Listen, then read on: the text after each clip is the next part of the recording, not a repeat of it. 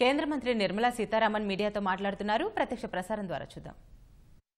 People who had received the waiver after that became disqualified for getting further loans. Tempt them with it again. Because it's election time, you want the votes. You don't want to solve the rural distress or agrarian crisis, which is nothing but thanks to the rule of the Congress party. Year after year, amounts were spent, but nobody knows where it went. No concrete addressing of rural distress or agrarian crisis during their rule, whether in the state or in the center. And today they have a suggestion to give, oh, agrarian crisis, nobody is taking care of it.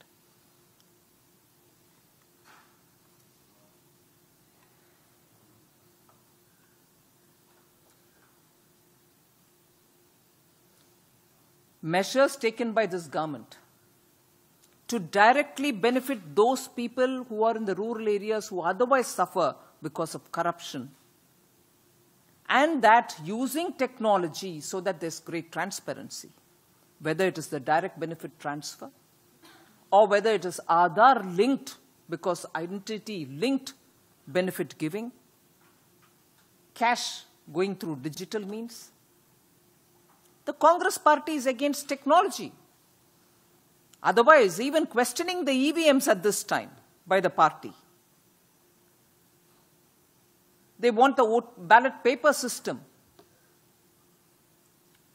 At a time when technology is making it simpler, more transparent, here is a party which is against this because they do not believe in transparency at all.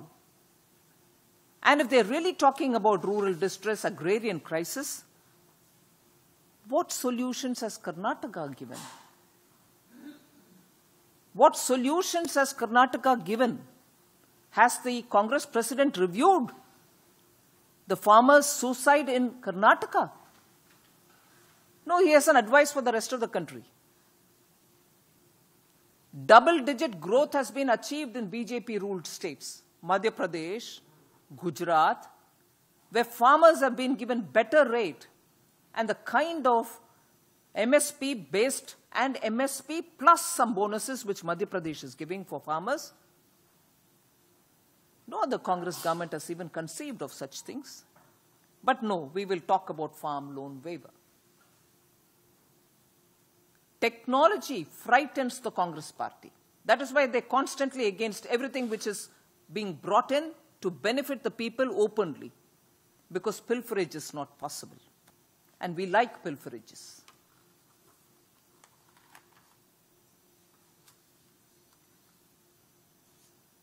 Of course, there are some speakers, senior leaders, who also spoke about how the Indian economy has been mismanaged, how demonetization has been affecting us. Let's not misunderstand. Congress party fully understands that these measures were clearly taken by the Modi government, by us, as an anti-black money drive. They do not want it. And that it has resulted in positive outcomes is seen in the fact that there has been an increase in tax collection. If tax collections are increased post the digitizing and also bringing in of GST, it proves the point that once into the system, things improve for everybody.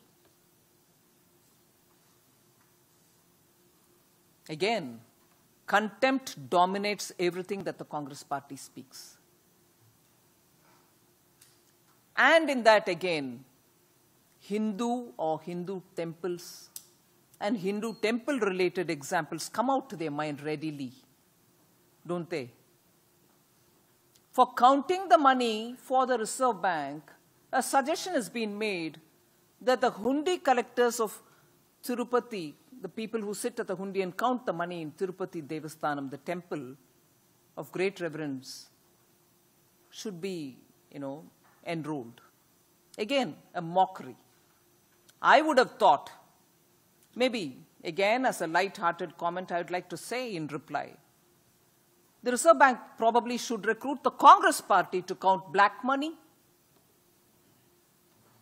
those monies which have come, which are unaccounted for, and if counting, you need help, Congress is the best party for it. They should be called to count all those black money. The suggestion that has come from the former finance minister, that Tirupati Hundi accounting priest should be contacted by the Reserve Bank, is just a mockery of the Hindus. Instead, they should offer themselves to the Reserve Bank, saying, we'll count it for you because we are familiar with counting black money.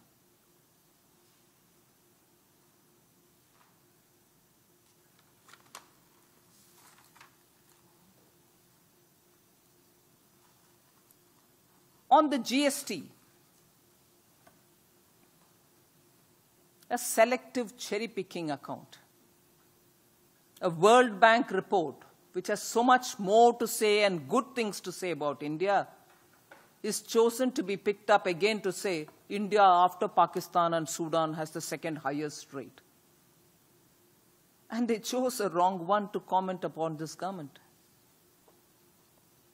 The rates are determined by the GST Council, and in that, finance ministers from all states, inclusive of Congress-ruled states, communist-ruled states, regional parties-ruled states, are sitting and determining the rates. And all of us know food or petroleum, diesel, nearly 50% of those goods are not even there. But second highest, as though it is put on food items also, as though it is inclusive of the essential commodities also. Amazing how, in spite of their finance ministers also being a part of the council, their inputs are also not being taken by the Congress president when he comments. Cherry-picking on a World Bank report, which has actually said it is a harmonizing tax, the GST is a reformatory tax, and because of that, India is better off. No, we don't want to pick on those lines. We'll only pick on this line. And in that line, forgets the fact that the rates are determined even by their own ministers who are sitting in the GST Council. I won't take much of your time, but there are very importantly 3 points on which I want to elaborate.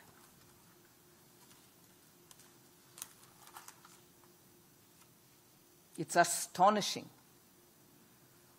that the Congress president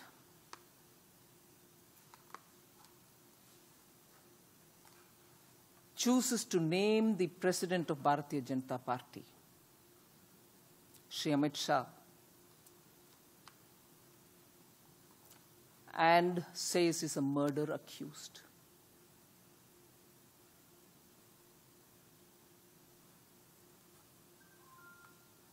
He has been cleared by a court.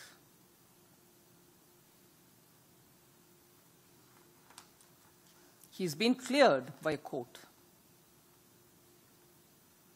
The charge does not hold, even though the charge was as a result of a complete conspiracy by the Congress party, a conspiracy and a fraudulent one at that,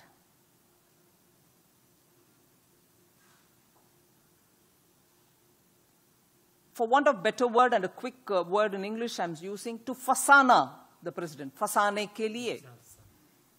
Jaan Saj, thank you. It was just that. It was a conspiracy based on fraud, and you accused him of a murder, which actually has been cleared by the court. He's been cleared by the court, and after that you continue to say this? Like the way you would say about Veer Savarkar, repeat the allegations against RSS. Just by repeating, it will be, somewhere it will stick. But this is a fake and a false and a motivated campaign. And by who, pray? Let's not miss that. And by who is this charge? Somebody who's on bail, who's out on bail on a criminal conspiracy of fraud in the National Herald case. He's still out on bail. And he talks about an allegation which has been cleared by the court about our national president, Shri Amit Shah. He who's out on bail on a personal bond of 50,000 rupees talks about somebody who's been cleared by the court. And I must thank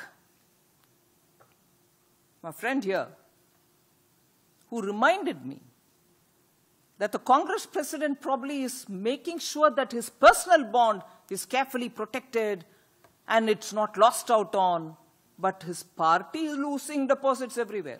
Personal deposit, bond deposit is being taken care of. But his party's deposits are being lost everywhere in every election.